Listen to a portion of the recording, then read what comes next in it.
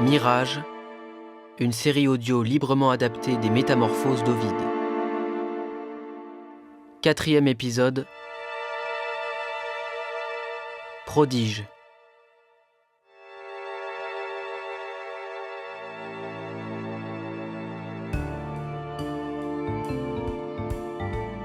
L'inconnu n'est pas parvenu à persuader son capitaine, Kerno, qu'il fallait relâcher le mystérieux enfant qu'il a enlevé auparavant sur l'île de Kia. En effet, l'inconnu est convaincu que l'enfant est une divinité dont il faut se méfier. Kerno profite alors de l'état d'ivresse de l'enfant pour l'humilier à bord de son navire, en présence de son équipage complice. Plus tard, tandis qu'ils sont en mer, l'enfant revient à lui et demande à ce qu'on l'emmène sur l'île de Panthès. Mais lorsque l'inconnu lui révèle l'intention des marins de le vendre comme esclave, l'enfant se met dans tous ses états et des phénomènes étranges commencent à se produire autour d'eux.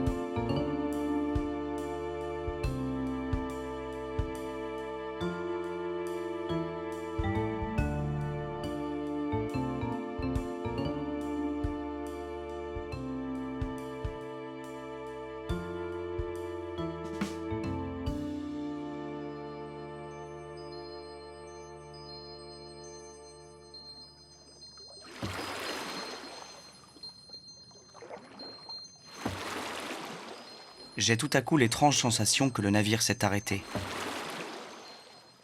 Le vent est tombé et la mer, qui un instant plus tôt était crénelée de vagues ternes, est à présent parfaitement lisse et paraît d'une robe rouge sang. Les marins, épouvantés par ce prodige, rament en redoublant d'efforts afin de quitter au plus vite ces parages ensorcelés. Mais le Dieu en a voulu autrement.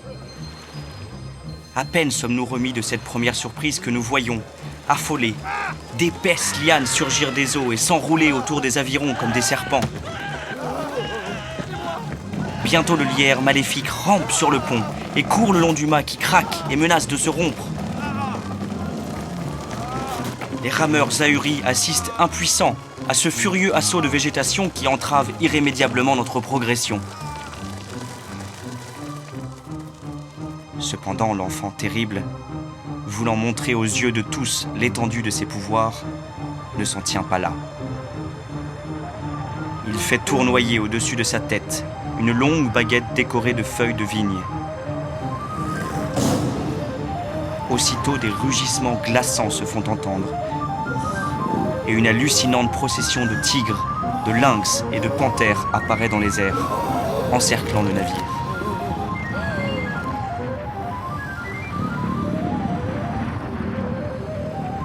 Terrorisés par ces spectres qui flottent autour de nous, nous n'osons prononcer un mot, ni faire le moindre geste.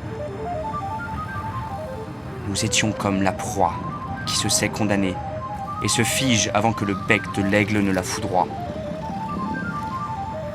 Mais le Dieu cruel, le visage plein de haine, se délecte de nous voir attendre ainsi dans l'angoisse et diffère volontairement le moment où il nous frappera.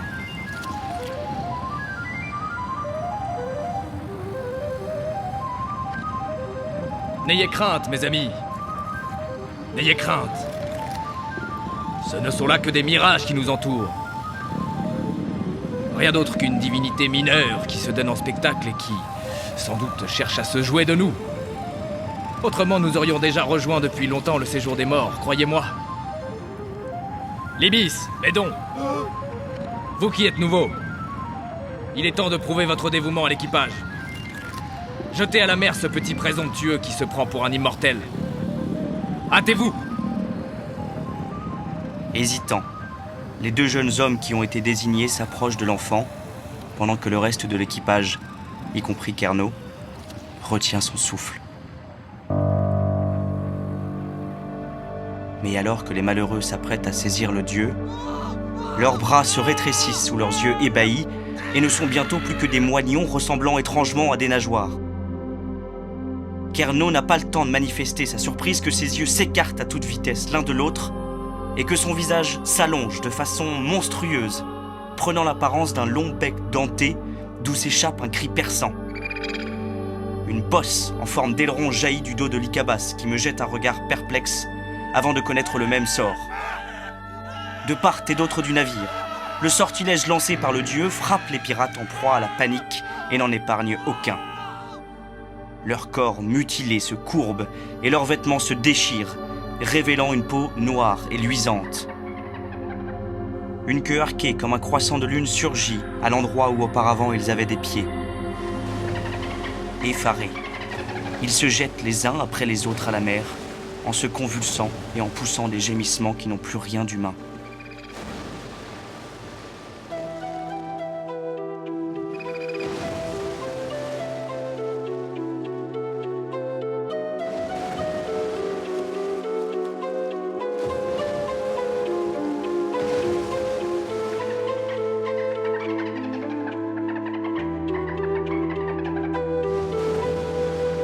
Disparaissent pendant un moment sous les eaux pourpres, puis remontent brusquement à la surface, tout étourdi par ce premier contact avec les profondeurs. Horrifié, je les regarde s'élancer dans les airs et retomber avec insouciance au milieu d'un tourbillon d'écume. Enivrés par leurs nouvelles facultés, ils semblent avoir déjà oublié leur vie antérieure.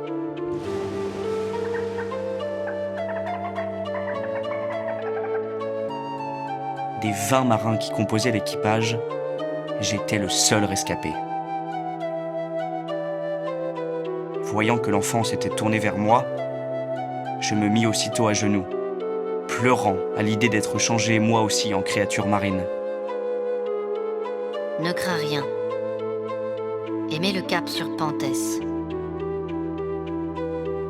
Agitant sa baguette, il fit disparaître le lierre, dissipa les ombres qui rôdaient autour du navire et rendit à la mer sa couleur naturelle.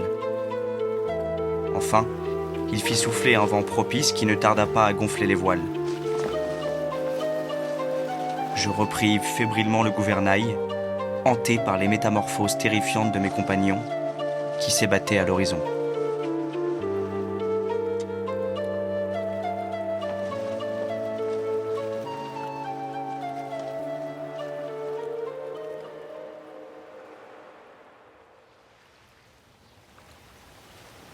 Après une journée de navigation sans encombre, nous aperçûmes à l'horizon l'île de Panthès et la puissante cité du Zor édifiée sur son littoral. Je remarquai alors que le dieu avait pris une toute autre apparence. Il était à présent grand et robuste. Une barbe généreuse ruisselait sur son large torse et sa bouche était plantée de longs crocs acérés qui rappelaient ceux d'un fauve. Il conservait, malgré ce détail terrible, une beauté troublante. Tandis que nous pénétrions dans le port, le vent tomba subitement. Je cherchais le dieu du regard, mais celui-ci avait disparu de mon champ de vision. À ce moment-là, j'entendis des voix qui m'interpellaient en contrebas. C'étaient les hommes de la capitainerie. Très étonnés de voir que j'étais la seule personne à bord, ils étaient venus à ma rencontre dans des canots. À peine avions-nous amarré le navire aux premiers anneaux que le dieu reparut discrètement dans l'ombre du mât. Il bondit à terre furtivement et rabattit sur sa tête une peau de faon occultant sa chevelure flamboyante. Puis, sans proférer une parole, il se tourna vers moi et me regarda d'une façon impénétrable durant quelques instants. Il disparut ensuite dans la foule des marins et des armateurs qui s'affairaient dans le port. Étonnamment, aucun des hommes de la capitainerie ne sembla alors remarquer cette brève apparition. Et sans plus attendre, je fus conduit devant un officier du port.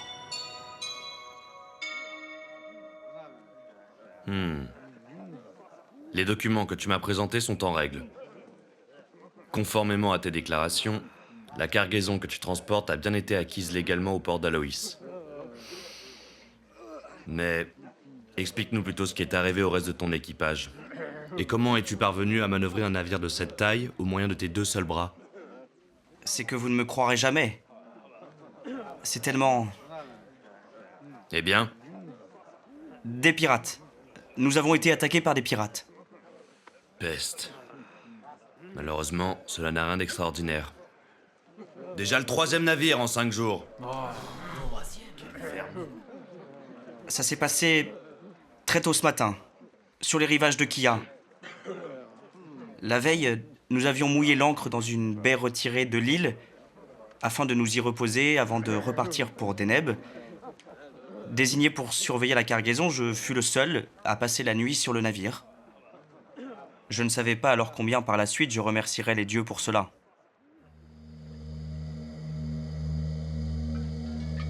À l'aube, une vingtaine d'individus armés a fondu sur mes compagnons installés sur la grève et les a massacrés jusqu'au dernier. Tout s'est passé alors très vite. Voyant qu'une brise matinale soufflait en direction du large, je décidai de tenter le tout pour le tout. Sans perdre un instant, je tranchai la corde à laquelle était reliée l'ancre du navire et je hissai tant bien que mal son imposante voile. Par chance, ces scélérats n'avaient pas de vaisseau à leur disposition pour me prendre en chasse. Je pense plutôt qu'ils cherchaient à s'emparer d'une autre. Aussi ont-ils été contraints de renoncer à leur projet une fois que je suis sorti de la baie. Tu as été drôlement habile. Mais ensuite, je m'en suis remis à ma bonne étoile en filant plein sud dans l'espoir d'atteindre Usor avant la nuit tombée. Longer l'île de Kia me parut trop risqué. Par chance, les vents m'ont été favorables et le trajet s'est passé sans encombre. par tous les dieux, tu ne dois pas avoir une mince expérience des choses de la mer. Oh, j'ai surtout eu beaucoup de chance. Excusez-moi, je me sens pas très bien. Oui, bien sûr. Nous allons te trouver un lieu où passer la nuit avant de repartir pour Deneb, si c'est bien ton intention. Sois sans crainte. Ton navire et sa cargaison seront sous bonne garde. J'ai pour ordre de veiller à ce qu'il n'y ait aucun vol dans ce port.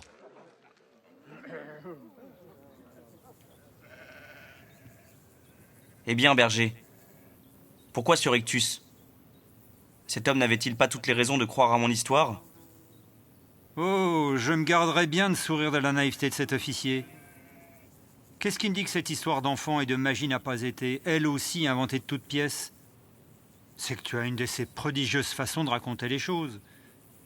Qu'elles se soient réellement produites ou non, on jurerait que tu les as toutes bel et bien vécues. Ne doute pas de l'authenticité de mon récit, berger. Ne me fais pas regretter d'avoir accepté de te confier mes secrets. Mais peut-être que j'ai eu tort de penser que tu étais en mesure de les entendre. Sans doute sommes-nous une poignée seulement à pouvoir nous comprendre. Le Dieu m'a reconnu comme un des siens. Et si tu en doutes encore, le récit des souffrances et des joies hors du commun qui furent les miennes depuis lors saura te faire voir la vérité en face.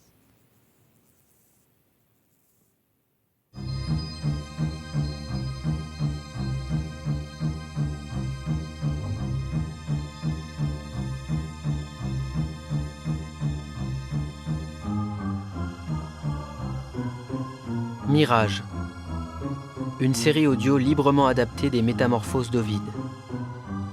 4e épisode. Avec Fan Montet, la narratrice, Paul Bégri, l'inconnu, Jean Salmon, le berger, Léo Ligouza, Kerno, Gabriel Régnier, l'enfant, et Hugo Van Moll, l'officier. Texte et musique originale, Gabriel Régnier. Prise de son et mixage, Hugo Van Moll. Bruitage et montage, Hugo Van Moll et Gabriel Régnier.